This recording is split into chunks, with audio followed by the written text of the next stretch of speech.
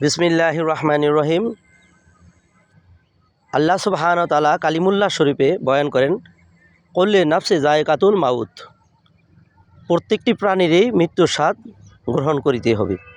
এখানে আল্লাহ সুবহানাহু ওয়া তাআলা যখন যাকে ডাক দিবে, যেই হালতে থাক, ওই হালতে যদি তার সময় হয়, তার এখান থেকে এই দুনিয়া থেকে ট্রান্সফার হইয়া, মুসলমান আমরা জানি কোরআন হাদিসে পরকাল নামে একটা যে জিনিস আছে সেখানে যেতে হবে।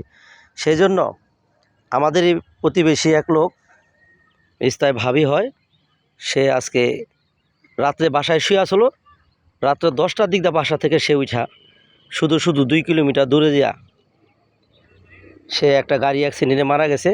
তো এখন বাসায় শুই না, মানুষ যদি 2 মাইল দূরে যা গাড়ি অ্যাক্সিডেন্টে মারা যায়, তাহলে এখন এটা আল্লাহ সুবহানাহু ওয়া তাআলা তার মৃত্যু লেখছে, গাড়ি অ্যাক্সিডেন্টে সে মারা যাবে।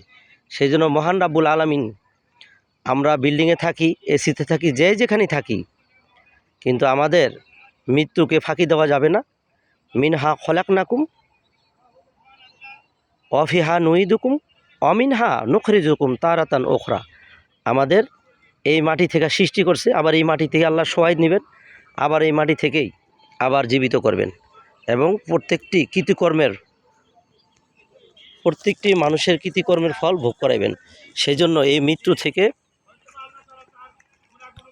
মৃত্যু থেকে আমরা সকলেই শিক্ষা গ্রহণ করি, আমরা যেন কেউ এই দুনিয়ায় অকারণ না করি। কারণ ফামাই ইয়ামাল মিসকালা যাররাতিন খয়রা ইয়ারা ওয়ামাই ইয়ামাল মিসকালা যাররাতিন শাররা ইয়ারা। সেই জন্য ভালো থাকবেন, সুস্থ থাকবেন। আল্লাহ হাফেজ। মরণের কথা স্মরণে রেখেন।